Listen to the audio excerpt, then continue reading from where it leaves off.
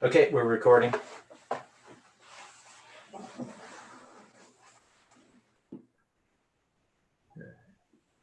So shall we begin with a word of prayer?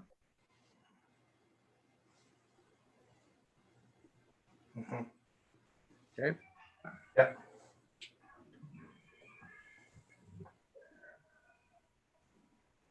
Loving Father in heaven, thank you for this opportunity for us to join together today in studying in your word. I pray for the brothers and sisters that are joining in this study. I ask, Father, that it may be your character and not mine that may come through. Be with us today. Help us as we look to understand Ezekiel 19.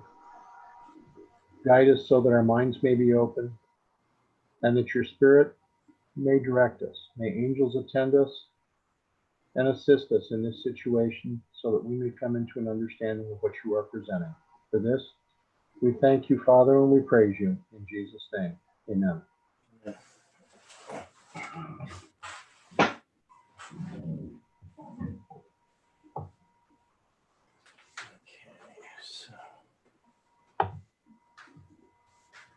Okay, so let's see. Screen. That's not what I want to do. Okay, I'm going to open up my file.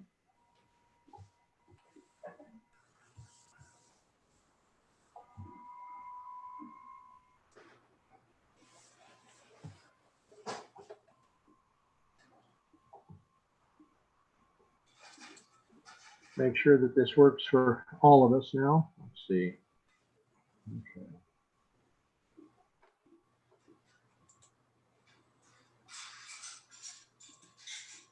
Okay, is that open on your end? Yeah, that's good. Okay. Interesting book that we're going to deal with today. Ezekiel 19. Now I look back because I wanted to get a good understanding of a lot of things out of this book. We're going to wind up doing a line-by-line comparison.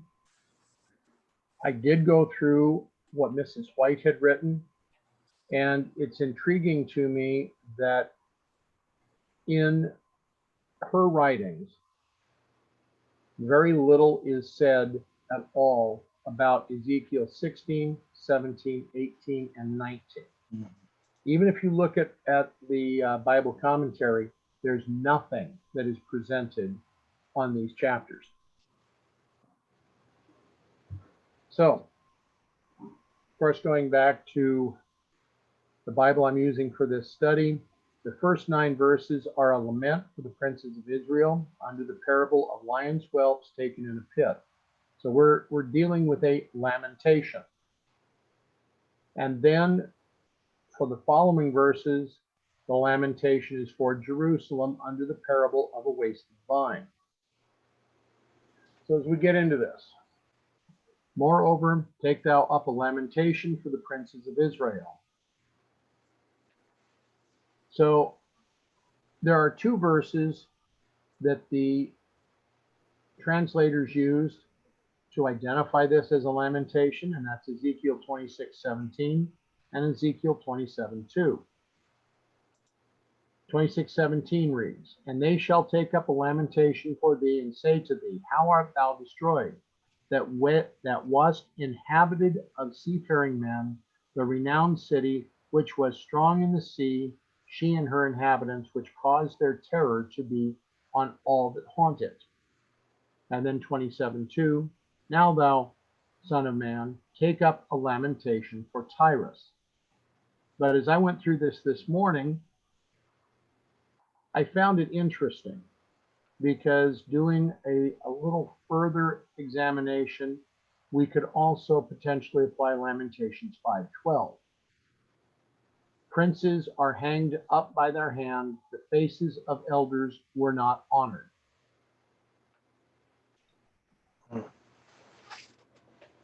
Going to Ezekiel 19:2. And what say? What is thy mother? A lioness. She lay down among lions. She nourished her whelps among young lions. So, is this literal, or are we figurative on this portion of the parable? I would say figurative. What say you? Well, it's definitely figurative. Okay. So if we are figurative, then the princes of Israel are noted as being someone really called apart. Now, Ezekiel 19:3, and she brought up one of her whelps. It became a young lion. It learned to catch prey. It devoured men. Now, this portion of Ezekiel, we wind up with a reference back to Ezekiel 19:6. And he went up and down among the lions. He became a young lion and learned to catch prey and devoured men. So this verse is referring to a verse that we're going to cover here very shortly.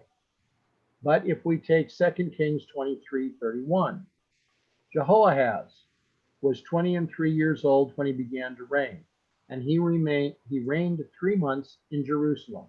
And his mother's name was Hamutal, the daughter of Jeremiah of Libnah. 2 Kings 23:32. And he did that which was evil in the sight of the Lord, according to all that his fathers had done. Jehoahaz. This is the one that piqued my interest. Because when I typed his name into the Ellen White research that I do online, we don't find anything about him being written. Absolutely nothing. So she just doesn't mention him once, you're saying? The only Jehoahaz that is mentioned is of the 6th king of Israel, not of Judah. Mm-hmm. So I was intrigued by that. Why would this occur? Why would it be that she would say absolutely nothing about this party?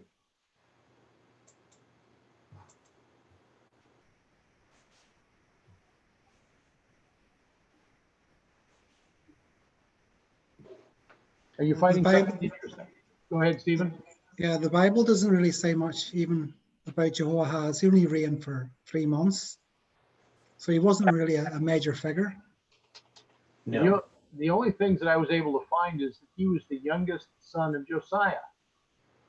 Why would the youngest son be taken over one of his older brothers as king?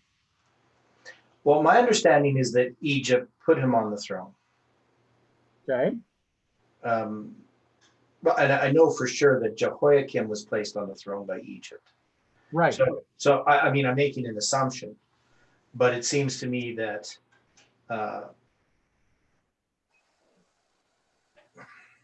I mean, there's different views on this regarding Josiah.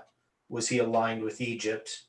But we see here that Jehoahaz definitely is aligned with Egypt. And that's why Egypt takes him captive. Right. So he somehow rebels against Egypt. He's taken captive. And then Jehoiakim is placed upon the throne. At least I know that much. No, I'm not disagreeing. I'll get to you in a second, Mark, okay? I'm not forgetting. I see your hand. Now, in this situation, Josiah was killed, and he was then placed onto the throne of Israel. Mm-hmm. I find it interesting that the youngest son was seen as being more capable than his older brothers.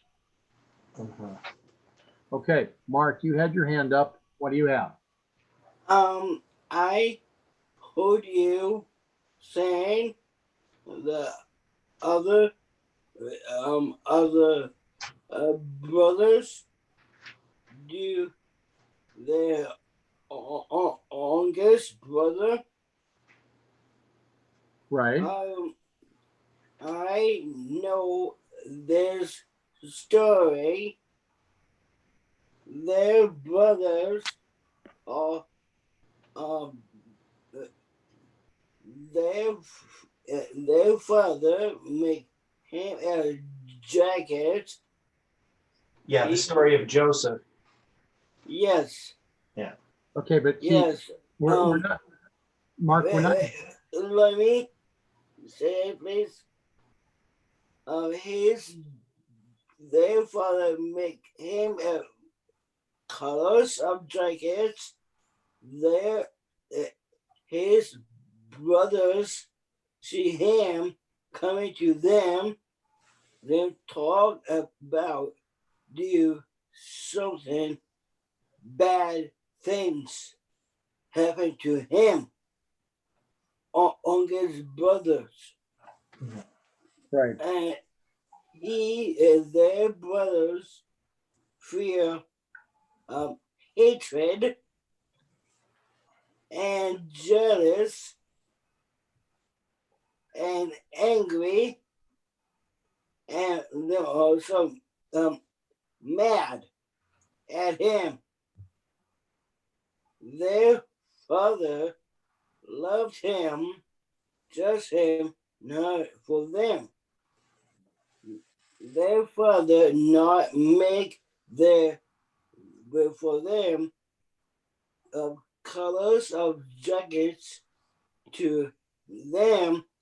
He put the ring on him, not on them. Make them fear do something nasty to him. Make their father thinking he's dead. Yeah. So we know the story there, Mark, but how would this Yeah. apply to Jehoahaz? So we have Josiah, King Josiah. He has 4 sons. When he dies, Jehoahaz, who's the youngest, is made king by the king of Egypt, Necho, Pharaoh, king of Egypt. So what are you saying about the youngest son? Why would they make, in this case, this is much longer, much later time. So we don't know the answer to that, why Jehoahaz was made king instead of Eliakim, who later was made king, because that's Jehoiakim. And then Zedekiah, who was Mattaniah, he was made king even after Jehoiakim. So he would have been the second youngest. Right. Yeah. I don't know about that. Yes. Yeah. And we don't really know either. We don't really have the answer.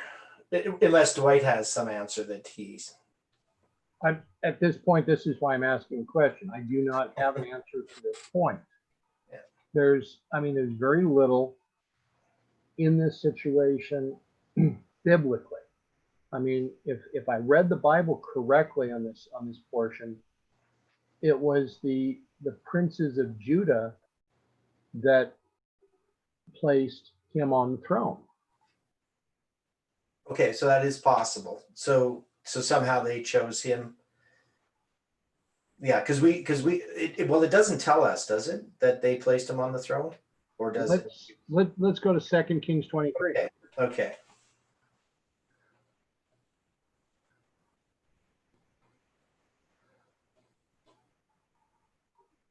Okay, so if we're going to 2 Kings 23, we're going to go down into the 20s on the verses and see what we find.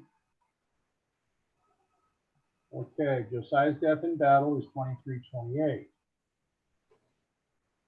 So in his days, Pharaoh Necho, king of Egypt, went up against the king of Assyria to the river Euphrates, and King Josiah went against him, and he, Necho, slew Josiah at Megiddo, Armageddon, wherein he had seen him. And his servants carried him in a chariot from Megiddo and brought him to Jerusalem and buried him in his own sepulchre. And the people of the land took Jehoahaz, the son of Josiah, and anointed him and made him king in his father's stead. So the people of the land. If we look at that a little Okay. further, go ahead. Yeah, I see that the people of the land took Jehoahaz, the son of Josiah. Okay. Okay, so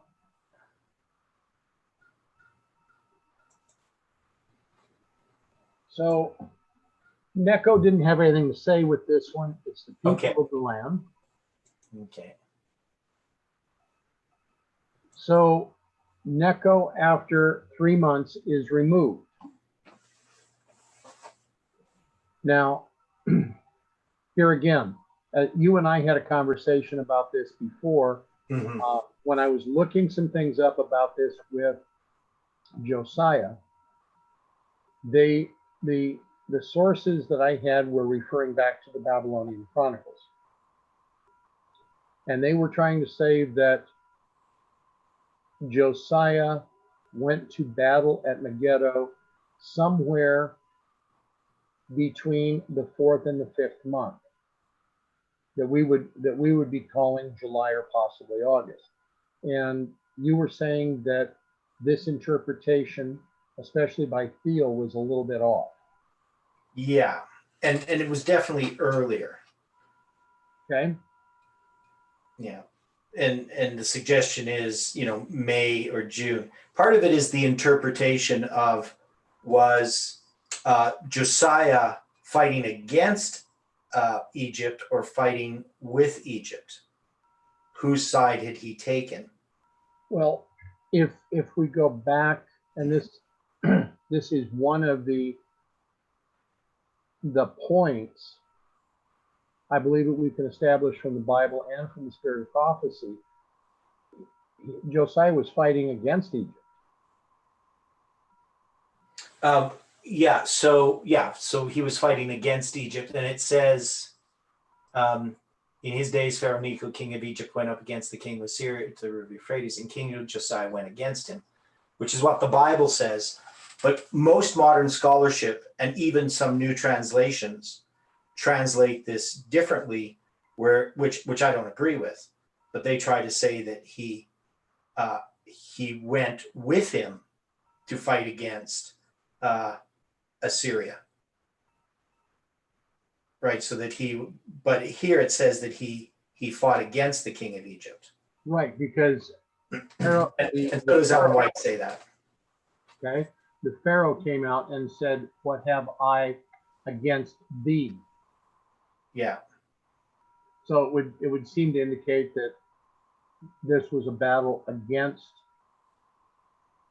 Egypt that he was not supposed to participate in. Mm-hmm. I mean, from the sources that I have read, this Pharaoh went up along the coast in the area of the Philistines and avoided Israel. Mm-hmm. But yeah, and that's the way that they would go. Okay. To avoid Israel, they would go through the land of the Philistines. Okay, there was a couple of comments that have been made. Aaron had made and I want to make sure I pronounce your name properly. So, if I'm not, let me know. His comment was that David was the younger also, and I don't disagree with that. Angela's comment is pretty direct. Jehoahaz, Hebrew 3059, means Jehovah has seized, and Ezekiel 19:3 says he in turn catches men. Her statement, I also suspect his mother was quite a manipulator, since she is mentioned here and elsewhere, as is seldom the case. Usually the males are emphasized. Hamutal means, Hebrew 2537, father in land of dew, a masculine name. Dew reminds me of latter rain doctrine or message.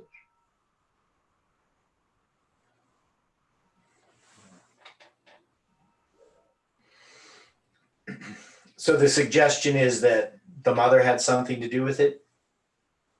That's the point that she seems to be making. Yeah.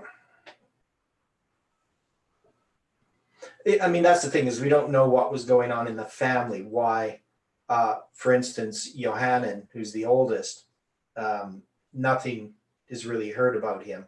He doesn't become king or anything. Right. And, we know that Jehoiakim's going to be king after Jehoahaz, and Jehoiakim puts his son on the throne. And then Nebuchadnezzar, when he takes Jehoiakim captive, puts Mattaniah and changes his name to Zedekiah and puts him on the throne. And that's his uncle. Yeah. So we have, and three of Josiah's sons who end up ruling in Jerusalem, which is kind of unusual because you don't have that happening earlier. It's always the father and then the son, the father then the son. You don't end up having brothers end up reigning. Well, it's also strange because here was brothers that ended up reigning, and then another power comes in and places an uncle on Yeah. it. Yeah. So, okay, Ezekiel 19:4. The nations also heard of him.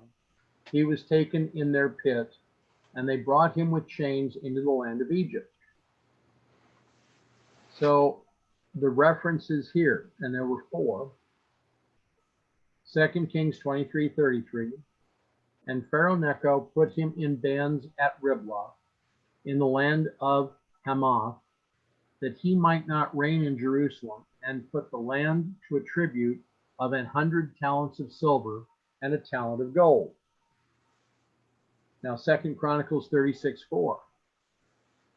And the king of Egypt made Eliakim his brother king over Judah and Jerusalem, and turned his name to Jehoiakim. And Necho took Jehoahaz his brother and carried him to Egypt. Jeremiah in 22:11 and 12 then had this to say. Well, thus saith the Lord touching Shallum, and Shallum was the birth name of Jehoahaz, the son of Josiah, king of Judah, which reigned instead of Josiah his father, which went forth out of this place.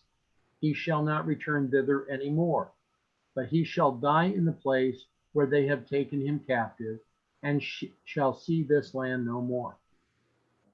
History records that Jehoahaz, when he was taken captive, went to Egypt and never returned to Israel. Mm-hmm. Now when she saw that she had waited and her hope was lost, then she took another of her whelps and made him a young lion. So, taking the symbolism here, the lion could be equated with being a king. And we know that the line of the king of Judah is Christ. Yeah. So if we accept all of this, then the lion has a mighty symbol for us to consider. Yeah. Now, when you look at this, because we didn't really address this when it says, "What is thy mother?" A lioness. So this is obviously referring to Judah. Correct.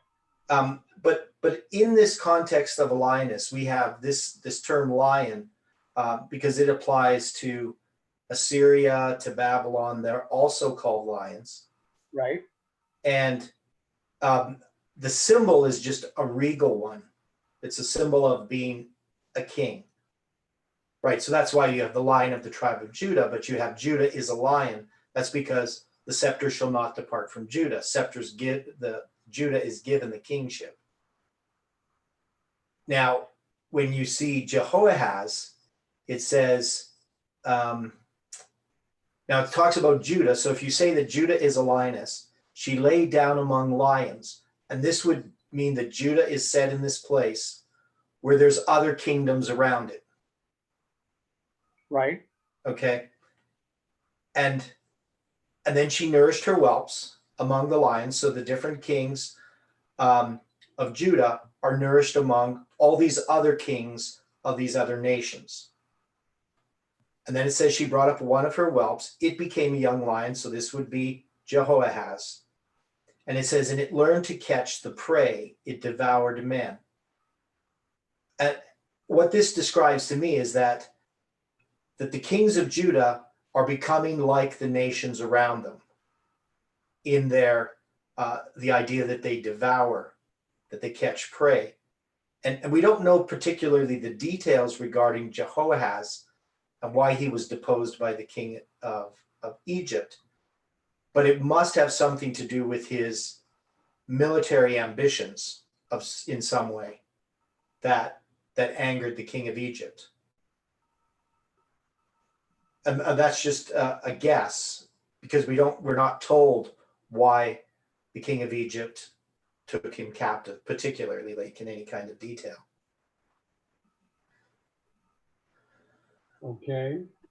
Does that make sense? No, it does make sense. It's intriguing to me when we look at this that Josiah was not to go to battle. He was not given instruction to go to battle. Mm-hmm. So this was a bit of pride that he went to battle because he went up against the Pharaoh of Egypt, who was going to go against the Assyrians. Mm-hmm. He was struck at Megiddo, the valley of Megiddo that we would call Armageddon. Mm-hmm. But yet, here is his son, Jehoahaz, and he is taken captive in Riblah. Mm-hmm. Now that's according to 2 Kings 23:33. And if I understand my maps correctly, that would have been an area somewhere around Syria. Mm-hmm. So, in other words, here is a king, Pharaoh Necho. He goes to battle with the Assyrians, and on his way back, he takes Jehoahaz into captivity. He doesn't even wait to get into Israel or Judah. He just says, enough of this. They're now in Syria and they're taking him into captivity. Now, Riblah is only mentioned in the Bible 11 times. Mm-hmm. Well, it's also in connection with Zedekiah too. Right, it is. Yeah. So it becomes Jehoahaz's area of where he goes into captivity, and it becomes Zedekiah's place where he confronts Babylon. Mm-hmm. And sees his progeny, his sons, put to death, and he winds up getting blinded. Mm-hmm.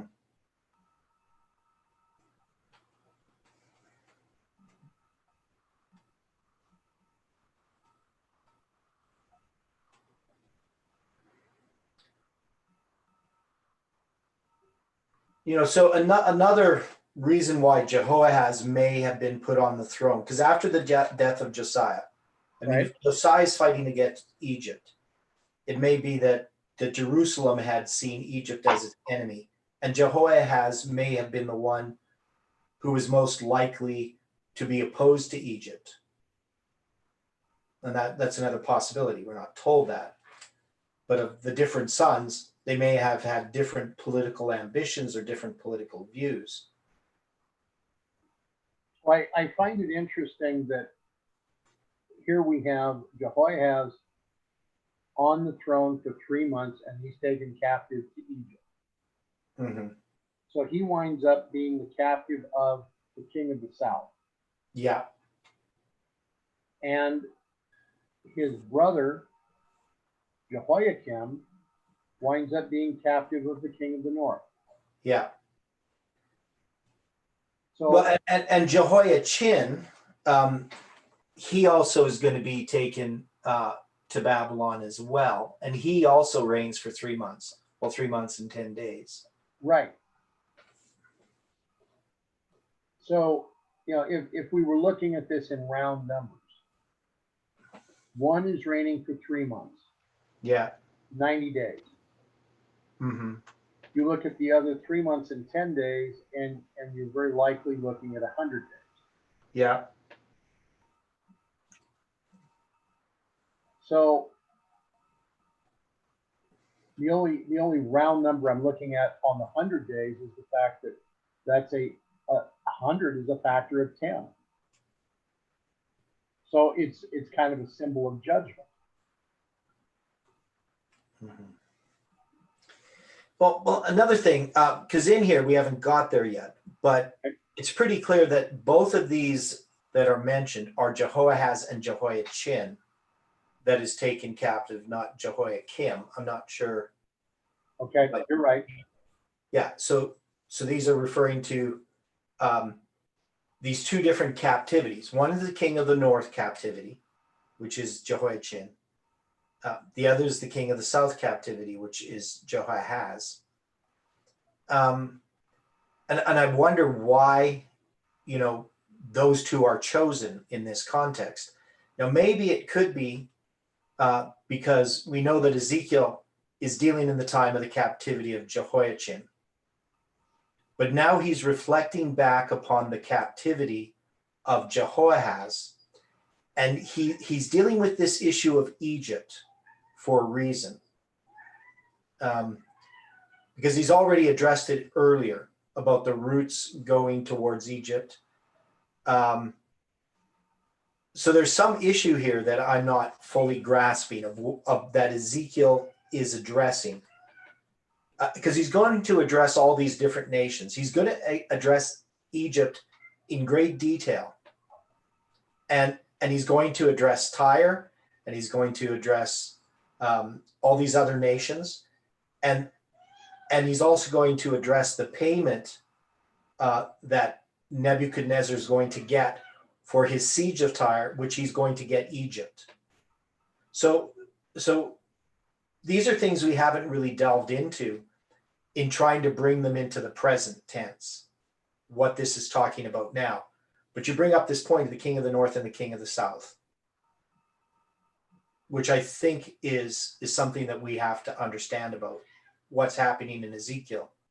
That the issue that's in Daniel about the king of the north and the king of the south is also addressed in Ezekiel. Okay, so the question that I'm going to throw for discussion, we know, at least from prior conversations, that Zedekiah, the final king of Judah, we should be able to line up with our current General Conference president. Yeah. So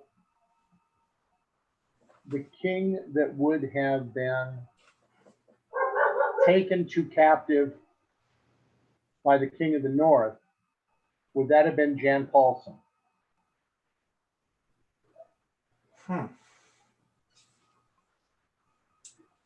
Well, it definitely fits. Okay. But then the one that was taken captive by the king of the south would have been the one that was the General Conference president prior to Paulson. Yeah. Which was? I'm not remembering. Wasn't that, what's his name? Wasn't it Falkenberg? I don't think so. No, it was the one after him. Right. Yeah, I never keep track of my conference presidents. I'm just pulling up the president's list right now, so bear with me.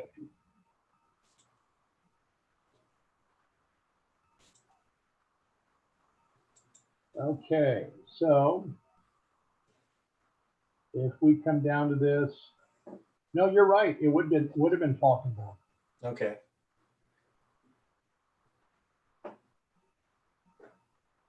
Now, Falkenberg is a whole case.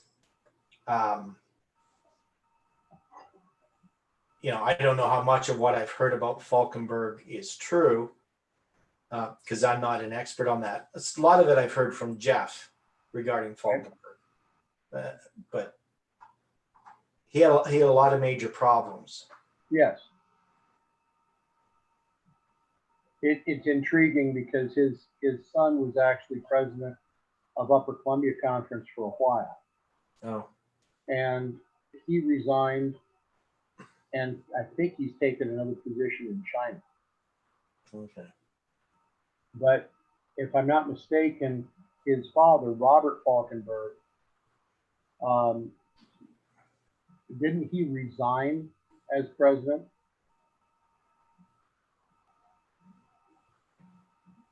Yeah, I don't know. Yes, he did. There was a big lawsuit about embezzlement. Because there was quite a mess that went on with some real estate deals that he was involved with. Yeah, there was, I mean, I don't remember all the details, but I just remember there was a lot of other stuff happening too that, sort of was unchristian, I guess. But I don't know how much is rumor and how much is fact. Okay. So in the chat, Angela comes out and says, would it be a stretch to say total of 3 months and 3 months, 10 days, meaning 190 days, drop the 0 and we get 19. Reverse this and we have 91, the sum of the 7 times verses of Leviticus 26, 18, 21, 24, and 28. Now that's an interesting point, but another point that we have here is that before Ted Wilson, there had been 19 presidents of the General Conference. And we know that there were 19 kings of Israel and 20 of Judah, right? Yeah.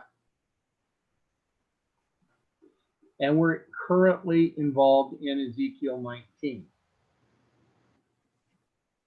Mm-hmm. But I like the point of this on the 7 times warnings of Ezekiel 26. Well, another point is that you also have 6 months and 10 days is the amount of time from the first day of the first month to the 10th day of the 7th month. Okay, right?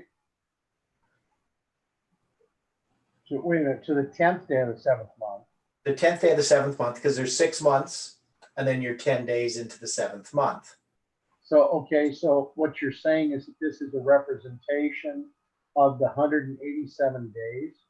Yeah. Now she has 190 days because she's counting them as 30-day months. Right, as was I. Yeah. But obviously, if you counted them 30 and 29, you would have a representation of 187 days. So in other words, that the reigns of these 2 sons of Josiah would have been representation of the Day of Atonement. Yeah. Now I wonder if that application could be made. I mean, that would kind of fit more with what you were saying about Josiah dying earlier. Mm-hmm.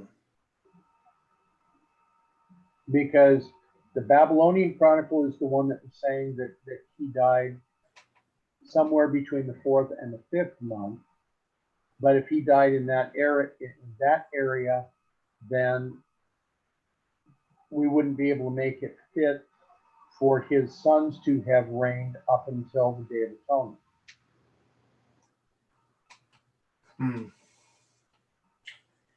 Yeah, well, and they don't reign up to the Day of Atonement. I mean, Jehoahaz is taken off the throne prior to the end of the year. So he would be taken off the throne in the 6th month. And that's where, like, there's a lot of problems with Thiel's chronology there.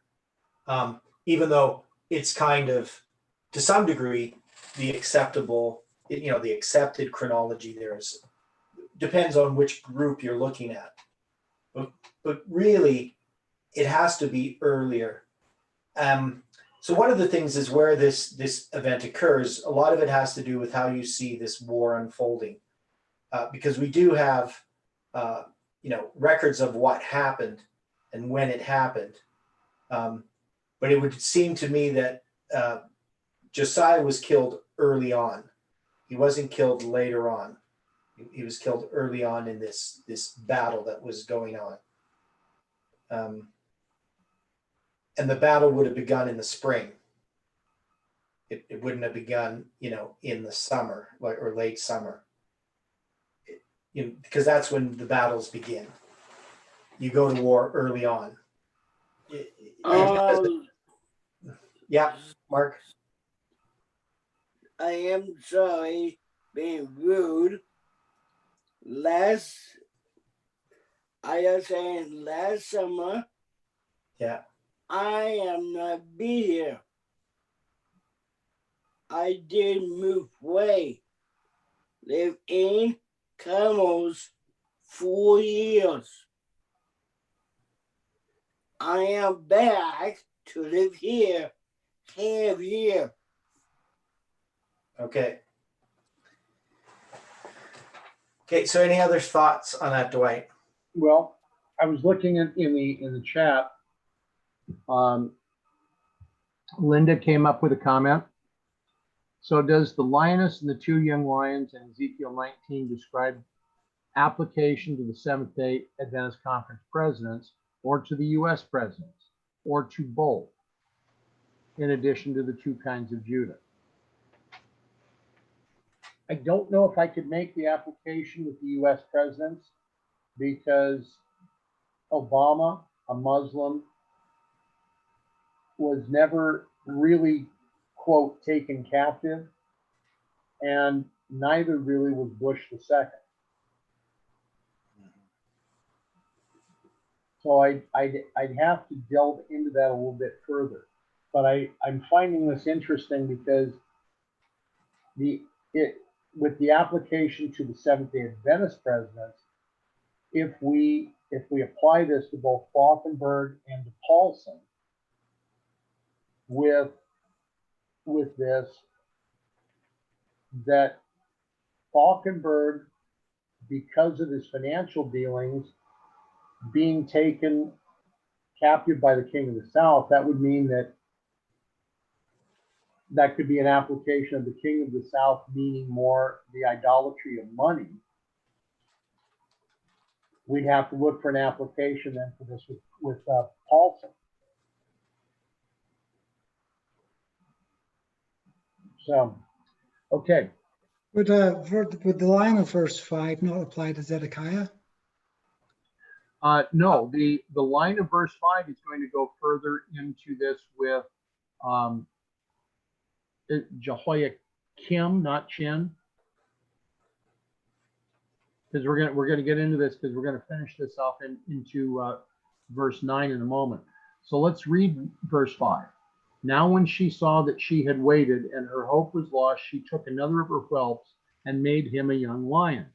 And the translators come here to 2 Kings 23:34. And Pharaoh Necho made Eliakim, the son of Josiah, king in the room of Josiah his father, and turned his name to Jehoiakim, and took Jehoahaz away and came to Egypt and died there. So we're going to now deal with the second whelp as Jehoiakim. So you're saying it's Kim. I'm saying it's Chin. Well, I'm going according to what the translators have done. Okay. So first off, we don't know what happened to Jehoiakim. There's a suggestion he just died. But Jehoiachin, we know, was taken captive to Babylon. That's the way that I look at it here. But then if it was Jehoiachin, that would be a different mother. That would be the grandmother No, of what the Jehoiachin. mother, yeah, but the mother is not the mother. It's not a person. The mother is a lioness. This is the kingship. This is just Judah that's being addressed, not the actual mother, Okay. right? So thy mother is a lioness, right? So that means, you know, the lion of the tribe of Judah. You're this lion, and in this case, they use it as a lioness rather than a male lion because of the illustration. The illustration is of this mother who has these whelps. And yeah, I understand what you're saying. You know, if you took it as the mother, she had these different sons, and both of them became king. But in the context here, we know that both of these kings were taken to these different places. We know that Jehoahaz was taken to Egypt and Jehoiachin was taken to Babylon. As was Zedekiah. Well, Zedekiah was killed. Even though he was taken, he was, he was taken to Babylon. We know that. Yes, it just says he was taken there blind, but he just remained there until his death. It doesn't say he was killed. Yeah, okay. But so he died in Babylon. How long he was in Babylon, we don't know. But this is talking, I mean, it could be, it could be any of these, I guess. I've taken it as being Jehoiachin. That's the way that I've taken it. So because of the significance of what Ezekiel is addressing, to me, he's dealing with the immediate thing that just occurred. He's dealing with the captivity of Jehoiachin, because that's the one who he sees as the rightful king. But he's being carried to Babylon, right? And he's going to stay in Babylon. And then he's going to do this other illustration about the vine. So, I don't know, Dwight? Yep. Yeah, we don't. Okay. Don't use your arguments there from the translators. Well, the question that I have right now is, we have Jehoahaz, who is the fourth son of Josiah. He was selected by the people of the land to be king. Yeah. We have Jehoiakim or Eliakim, who was set on the throne by Pharaoh Necho. Now we have Jehoiachin that's going to follow, and Jehoiachin is going to be set on the throne by the king of Babylon, correct? Jehoiachin? Yes. No. That's not what I understand happens in my study of this history is Egypt puts Jehoiakim on the throne. Jehoiakim dies. And we don't really have any explanation of when he dies or why he dies. There are some theories that people have, but we know that when he dies, Jehoiachin becomes king, and he's anointed his second time, because he was anointed back at the time of the third year of Jehoiakim. He was also anointed king, but never reigned at that time. And so then he's anointed king when Jehoiakim dies. So I don't think Babylon or Egypt places him on the throne. Now we know that Babylon had this agreement. So Jehoiakim was placed upon the throne by Egypt, but Babylon ends up conquering Egypt, and Jehoiakim becomes a vassal of Babylon, even though Egypt put him upon the throne. And that's because when Nebuchadnezzar comes in to Jerusalem in the time when Daniel's taken captive, that's when Babylon takes over Jerusalem. and Jehoiakim is then a vassal of Babylon. But when he dies, we're not sure of the circumstances. We know, though, that when he dies, that the king of Egypt, or not the king of Egypt, the king of Babylon, Nebuchadnezzar, then comes against Jerusalem again. And we don't know the circumstances of why that occurred.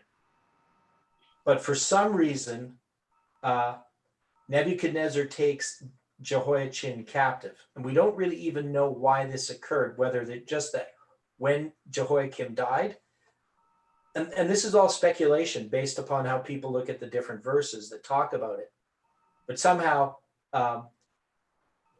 Jehoiachin was going to rebel against the king of Babylon, or the word was that he was going to rebel against the king of Babylon. So Babylon came and besieged Jerusalem, and then takes Jehoiachin captive and carries him to Babylon, and then places Zedekiah upon the throne. But we're just not given any details of how that occurs. And in the past, before we had the Babylonian Chronicles, there was speculations about it that now have sort of been discounted because the Babylonian Chronicles gave us some information that we didn't have before. So I don't have the answer to that question. I do know, though, that all the things that I said, that we don't know about Jehoiachin exactly how he became king. Just that he had been anointed by his father before, and when his father dies, he becomes king. But earlier suggestions was that Jehoiakim had actually fought against Babylon, and that's why he died. But we have no indication of that, so that theory is generally set aside. Okay, Another point. Go ahead. Another point. The mother Hamutal, the only sons that were king was Jehoahaz and Zedekiah. Jehoiakim, his mother was a different mother. Oh, So it seems as a symbol of the lioness, I think seems to connect to Jehoahaz and Zedekiah rather than to the other kings. yeah. And if you're saying now when she saw that she had waited and her hope was lost, then she took another of her whelps and made him a young lion.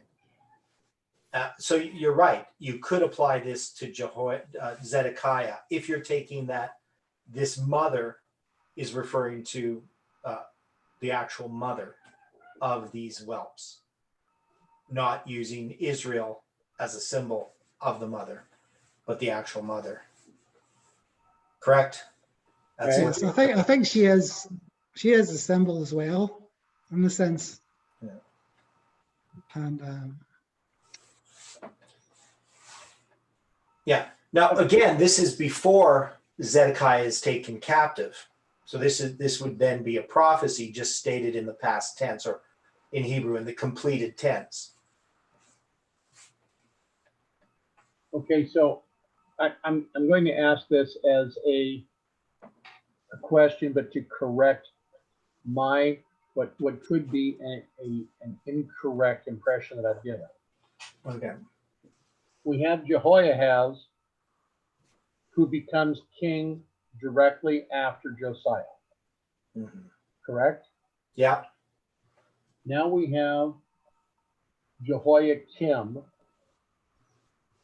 who was the son of a different mother, as Stephen just pointed out, and he becomes king of Judah for roughly 11 years. Mm-hmm. It's after Jehoiakim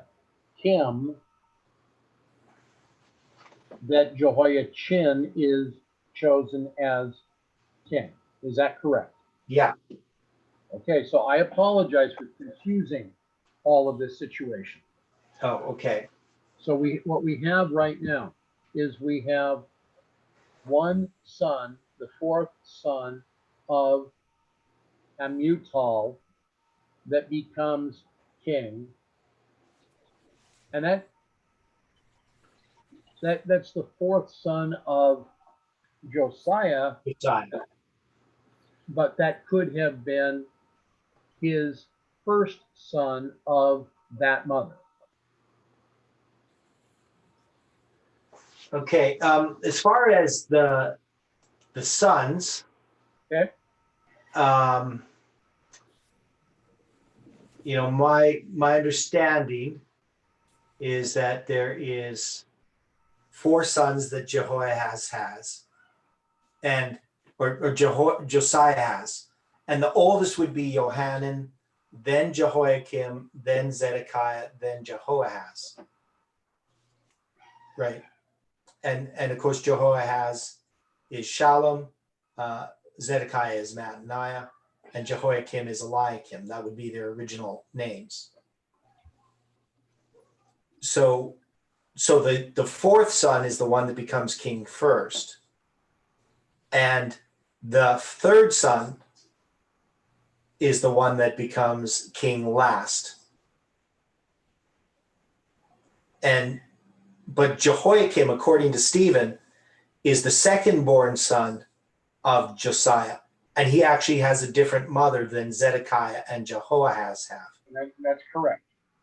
Yeah. So the first 2 sons, Johanan and Jehoiakim, they have a different mother. Whether they have this, both have the same mother as each other, but they definitely have a different mother than Zedekiah and Jehoahaz. But what this correction does, is it makes a little change on what we were just discussing as far as the presidents of the General Conference. Yeah, and I was a little bit confused about what you were saying. So another thing here, though, this would make sense if Josiah was first married to some other woman, and maybe she died, or maybe not, but then he has another wife, and his last 2 sons are born to the 2nd wife. And it could be that Jehoahaz was more favored over Zedekiah for whatever reason, and that's why he was made king first. But it would explain why Jehoiakim and Johanan weren't made kings at the death of Josiah, because if their mother had been dead, then the mother of the younger ones, who would be alive, would have some influence. Okay, but no, let's step back even further. Okay. Zedekiah would have been Jehoahaz's uncle. No, Zedekiah is Jehoahaz's brother. He's Jehoiachin's uncle. Okay. So if he's Jehoiachin's uncle. Yeah. And Jehoiachin is the one who reigns just before him. So Jehoiachin's the one who was taken captive, and his uncle is then put upon the throne. And of course, Nebuchadnezzar is involved in this. So he's taking Jehoiachin captive and Jehoiachin's sons, but he wants to still maintain, for the people in the country that he's taken captive, he still wants to maintain that royal line. He doesn't put somebody who's not part of the royal family on the throne. So he takes Mattaniah, renames him Zedekiah, and puts him on the throne. Okay. Does that make sense? It's making sense. I'm gonna line this out just so I get a bigger picture as to the interrelations. And I'll use that as a spreadsheet and then see what else I see. But do you want me to draw it on the board if you just stop your sharing for a second? And Sure. Hang on. There you go. okay.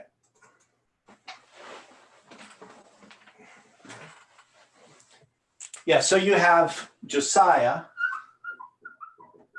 and he has 4 sons, which is Johanan and Eliakim, who becomes Jehoiakim. And then, so this is son number 1, number 2, and the 3rd son is Mattaniah.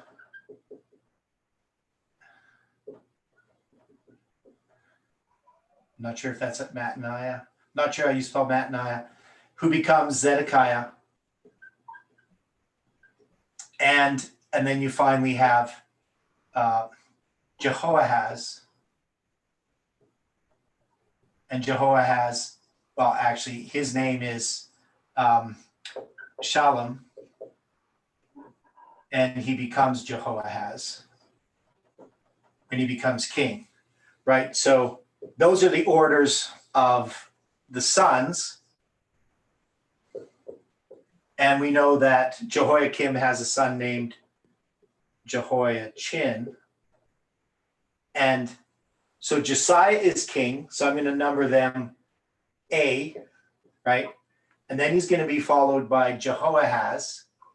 And then he's going to be followed by Jehoiakim. And then Jehoiachin. And then finally Zedekiah, if that makes sense. Okay, so I'm going to reference a Bible verse. Help me understand how this applies.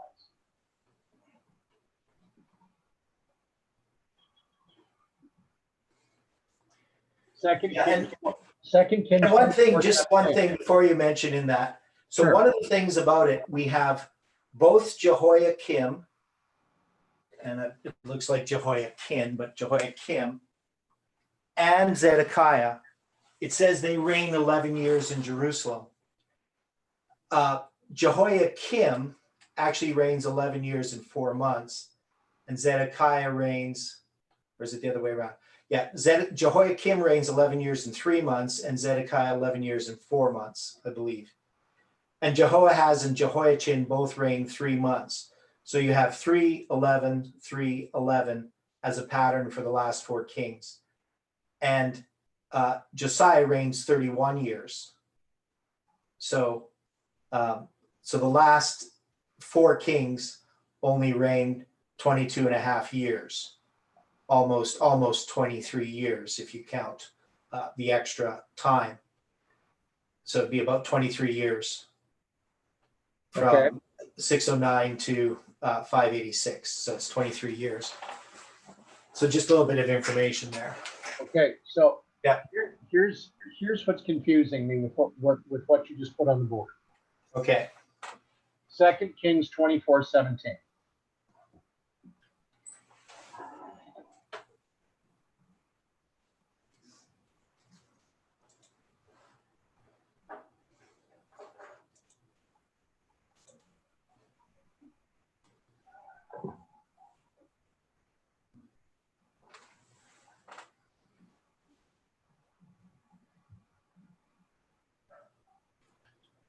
Yeah, so this is, you're talking about when Jehoiachin is taken to Babylon.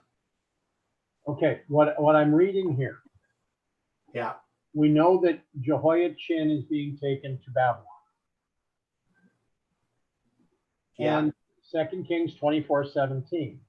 And the king of Babylon made Mattaniah, his father's brother, king in his stead, and changed his name to Zedekiah. Right.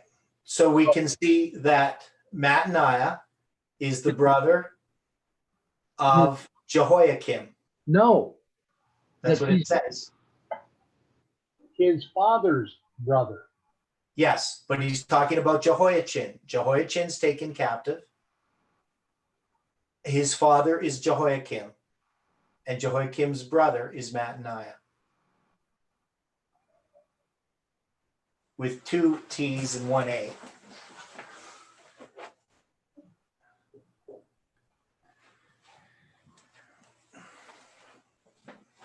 Because it's talking about the captivity of Jehoiachin, and his father is Jehoiakim, and his father's brother is Mattaniah.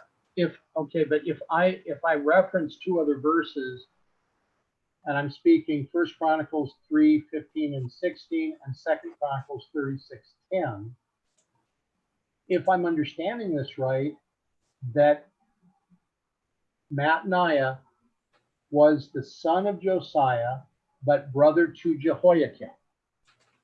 Yes. Okay. But he was uncle to Jehoiachin. Yes. Okay, so all right, I'm trying to focus on this, not to confuse people and not to confuse myself. Yeah. So when we're putting this out in the line,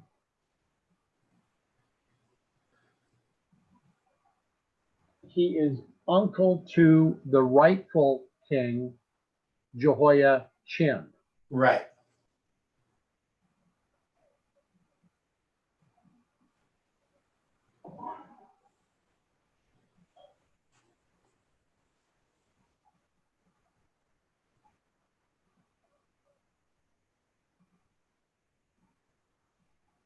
Okay,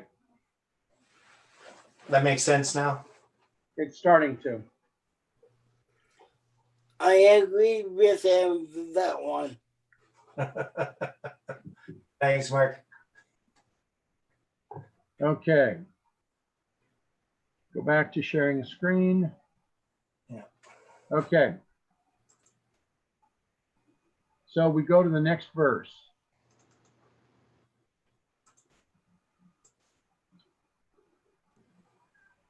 Ezekiel 19:6. And when he went up and down among the lions, he became a young lion and learned to catch prey and devoured men. Here again, Jeremiah 22:13 and 14. Actually, we'll go all the way to 17. Excuse me.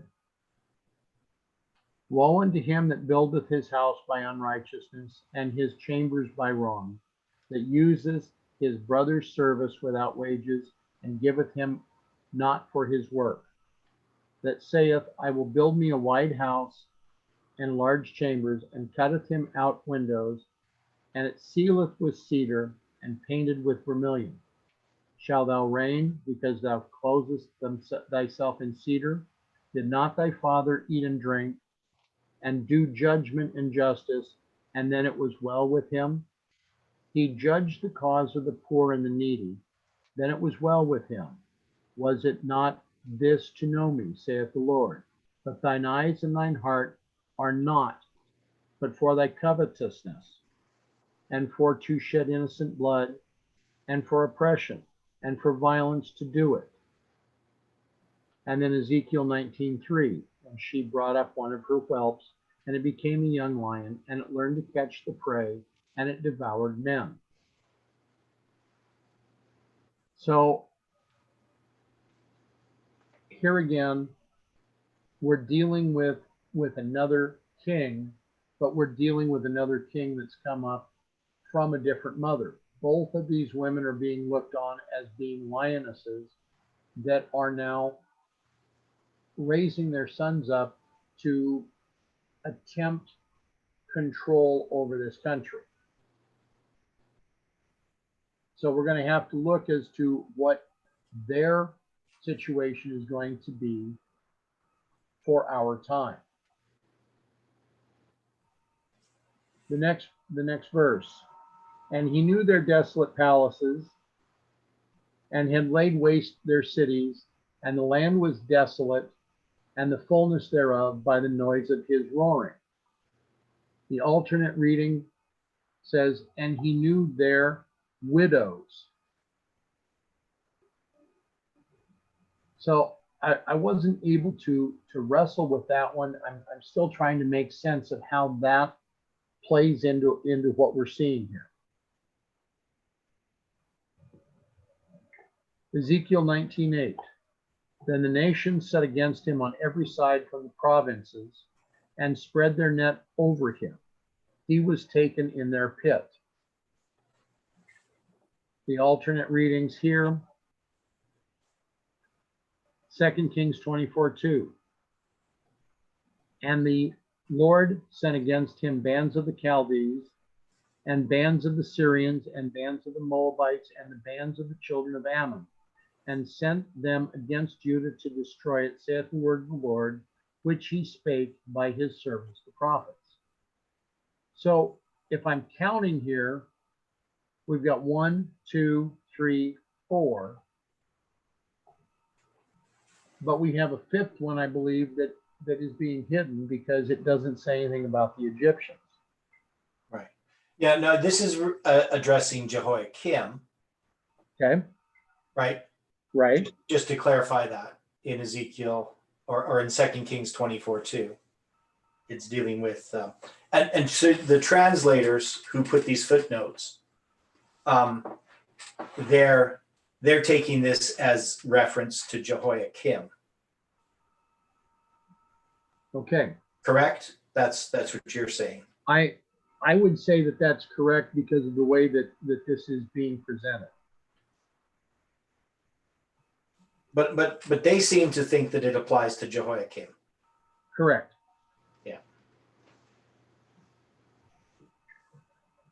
So the next verse on this, on the lions, and they put him inward in chains and brought him to the king of Babylon.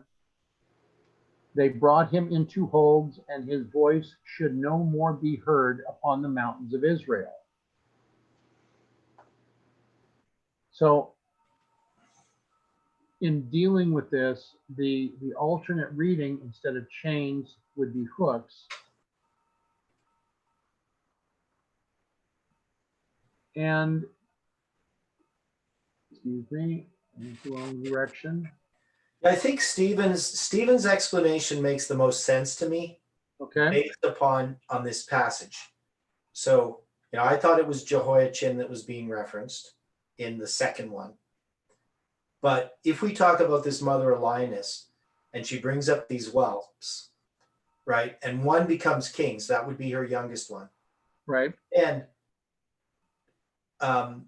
the king of Egypt puts Jehoiakim upon the throne, and then the king of Babylon puts, or not the king of Babylon, then her son, his son, Jehoiakim's son, Jehoiachin becomes king. But until Zedekiah is put upon the throne, she doesn't have one of her sons placed upon the throne. So it says that here that she, now when she saw that, she waited and her hope was lost. So this would make sense in that there's this period of time in which the first son is placed upon the throne, but then she has to wait until the next son is placed upon the throne. Right. Because the other two sons of Josiah, one never becomes king, and the other is by a different mother. So Stephen's interpretation makes sense if you take the mother of Lioness as reference symbolically to Israel, but also to the mother of these two kings. And then this would be a prophecy about what's going to happen to Zedekiah.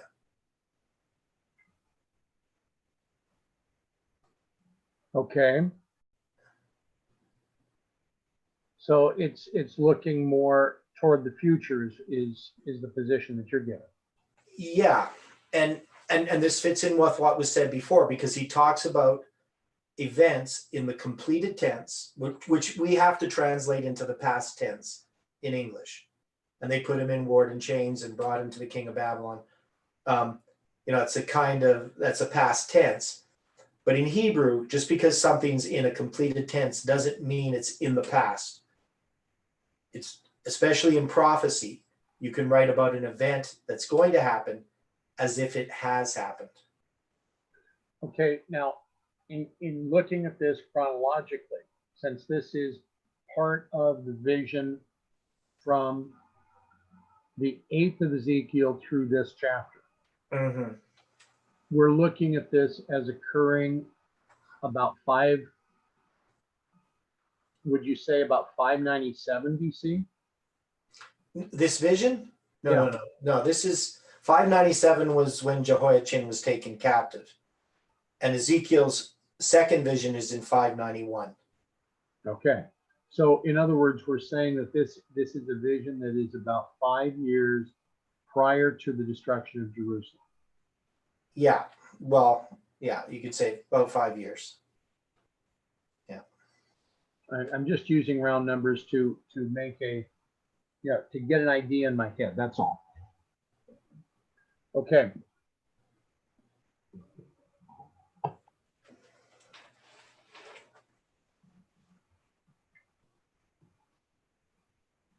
Okay. Angela's question. Yeah. Could Ezekiel 9:6 refer to the carrying time between Neil Wilson's and Ted Wilson's reign?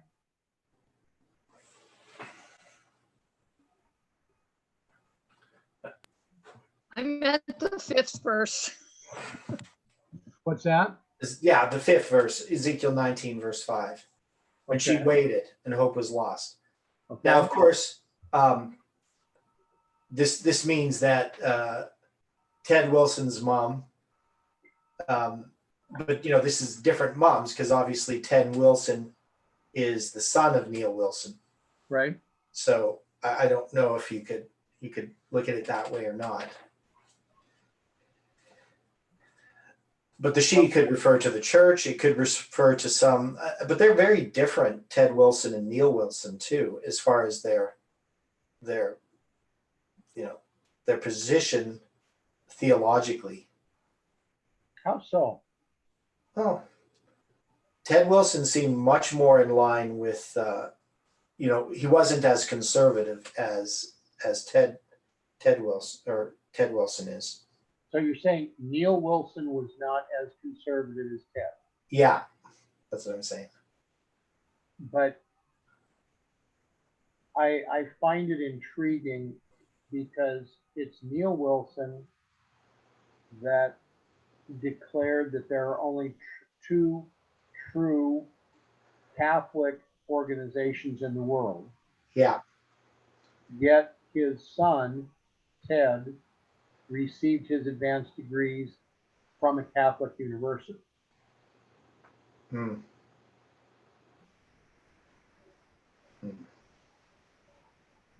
Yeah, who knows what goes on? All I know is that Ted Wilson appears to be much more conservative. And I know that Neil Wilson, because I became an Adventist because there was the other guy before him. Can't think of his name, but he was very conservative. And Neil Wilson, when he became conference president, undid a lot of the work of the preceding conference president, who was conference president in the 70s. You mean Pearson? Pearson, yeah, Robert Pearson, I think it is. Yeah, the one that was even more conservative than Pearson was Figueroa. Yeah, which is before my time, right? Right. I mean, Figueroa was conference president for roughly 12 years, and Pearson for 13 years. He was conference president when my family came into the church and when I left. Mm-hmm. And then Neil Wilson became conference president. And I just had to look at their histories as a point rather than an experience. Okay. So yeah, so how to apply all these things now? I'm not sure we can make all these direct applications. But I would think Stephen's suggestion that this is a reference to Zedekiah definitely makes things clearer than trying to say it's Jehoiakim and Jehoiachin. Or Jehoahaz and Jehoiachin. To say it's Jehoahaz and Zedekiah. okay. Now, what about these last verses? Are we going to have time to go through them? We've got 8 minutes. Okay. There's actually quite a bit here, and I think we actually have a bit more to finish with, but it's up to you. Do we have the time? Well, I think we should look at these verses right now. So I'm just going to read them. Okay. So then it's going to use another illustration. Thy mother is like a vine in thy blood. So I'm not sure what that means. Planted by the waters, she was fruitful and full of branches by reason of many waters. So the mother, of course, could refer to Israel, the church, the people, right, the land, Okay. all these different things, right? And she had strong rods for the scepters of them that bear rule. So again, this is referring to this kingship, but it's using these strong rods or branches that become scepters. So strong rods for the scepters of them that bear rule. And her stature was exalted among the thick branches, and she appeared in her height with the multitude of her branches. But she was plucked up in fury, she was cast down to the ground, and the east wind dried up her fruit. So, we have this reference to the east wind, which is Islam. Her strong rods were broken and withered, the fire consumed them. And now she is planted in the wilderness, in a dry and thirsty ground. And fire is gone out of a rod of her branches. So we'd have to figure out what that means. Which hath devoured her fruit, so that she hath no strong rod to be a scepter to rule. This is a lamentation, and shall be for a lamentation. So I think, and in that last verse, I would think that he's saying that this is a prophecy for the future, not for something that's happened, but for something that's going to happen in the future. And so that's what we have to figure out. I would think we would have to figure this out tomorrow. Right. Go through this tomorrow. But it's important that we understand those first verses before we go into this illustration, even though it can maybe help clarify it. But if you have the wrong interpretation, then and I think, most commentators are going to see this as events that had already occurred, either Jehoiachin or Jehoiakim is referenced, but they don't see it as referencing Zedekiah. But I think it would actually make a better application for the final verses. Okay. So we have a bit of study so that we can get and unpack these other verses. Yeah. Okay. Yeah, and maybe we can get these verses completed next time, and I could give an introduction for chapter 20, and what's going to be happening for the next study, which is going to be 20 to 23. So maybe that's what we can do if we get through those verses, because there isn't many verses there, and we've kind of already set them up, but we do have to look at some more detail. So it's going to take a bit more time. Right. More than 5 minutes. So any final thoughts on what, in sort of summing up these sections, because you've done a number of these sections here. Do you have any ideas of why these are done in the way that they're done and what they're leading to? Have you thought about that? My consideration is, yes, that this section of Ezekiel, this vision, starting with chapter 8, going through these other sections, are giving us reference to those of the church, but specifically also as a warning for those that are within the movement. That we wish to learn from the mistakes of what has happened in the past. We have a lot that is being shown, especially about what has occurred within the church, and they're kind of like a warning for the things that we're going to have to avoid. Now, it's interesting, the Messianic friend of mine who was over yesterday, we had a conversation regarding Ezekiel. And one of the things that he brought up is that in the rabbinic writings, they take the position that the reason why they had separated in the time of Christ, why they had separated from the Gentiles, was Northern Israel had been scattered among the Gentiles. And in the mind of Judah, these people who were scattered had been banished, and that to have a fellowship with them would be an abomination. And it wasn't so much that they were pagan, at least this is the argument that he had, that the Jews had separated from the Gentiles, but there was the concern that they might be Israelites that had been banished because they had lost their identity. And I thought that was an intriguing idea, because we do see that idea earlier on in Ezekiel when it's talking about the cauldron, and that the ones who are in Judah feel that they're secure and safe, and that these people who are the ones that are scattered, they don't really matter, if you remember that. Right. And so it's not really relating to chapter 19 here, but it relates overall to the theme that we see in Ezekiel, is that Ezekiel is talking, and we're going to get into it when we get into the joining of the two sticks, that God's people, and that's what we see here a little bit in chapter 19, is there's this captivity in Babylon, there's this captivity in Egypt, and God is basically giving a message to those who have been scattered that he's going to make things right, that ultimately, and that's why there's this the elders of Judah or the elders of Israel being referenced in Ezekiel, that there is this overlying theme within Ezekiel about God bringing and restoring again the kingdom in a united fashion. And it's also a theme in Isaiah as well. So I don't know if that adds anything to some of the ideas that people have about Ezekiel.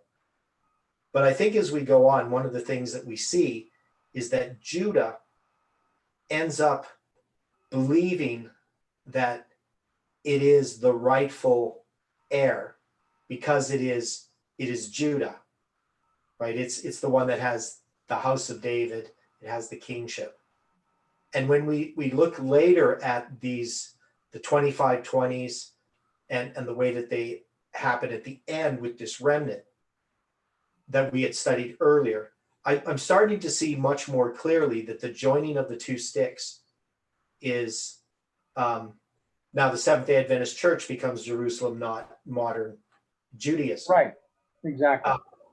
But we know spiritually that the United States is Israel, right? It's the northern kingdom. It's the false prophet. It's the 2520 that ends for the northern kingdom, ends with the rise of the U.S. And so if we're going to understand Ezekiel properly, we have to understand that context of what's being talked about. So that's all I can say, for now, but we'll get into some of these things later on. Okay. Now, I apologize if I confused any or if I offended any with the way I was approaching some of this today. Well, I don't think you offended anybody, but it's sometimes good when you're confused, as long as you get unconfused, because then it helps everybody understand the situation.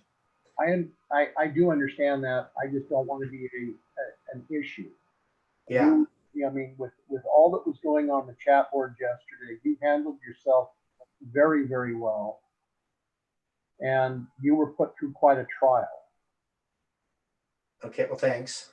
So yeah, I'm still trying to figure out how to address what's been happening. But that's a whole other topic. Well, the big one right now that I'm giving some thought to is this with you. Yeah. So, I don't know what's happening. I wish I was more in touch with what's happening. But yeah, it's definitely something I'm leaving in God's hands, how things have been unfolding. But yeah, I think, I think the issue with Jeff not saying anything is really causing a hardship for a lot of people. well, I think more than anything else, it's also Not me. okay. Yeah. Thanks, Mark. I think that what it is also doing, though, is it is placing us in a position where we need to study for ourselves and not be so reliant upon, just one. We have a lot of things that he's presented. In fact, one question, I mean, I'm trying to work this out on a different matter. And I offer this to anyone that recalls this. How many times was David anointed? I know he was anointed by Saul by Samuel while Saul was alive. Well, it's 4 times if you count his anointing himself after the death of Bathsheba's son, the first son that they have that dies. Okay. He anoints himself. And so Jeff uses that as the 4th anointing. But there's actually 3 anointings that occur that make him king. Okay. But anyway, so when you offer prayer here, can you pray about the situation You bet. And thanks for the study. You bet.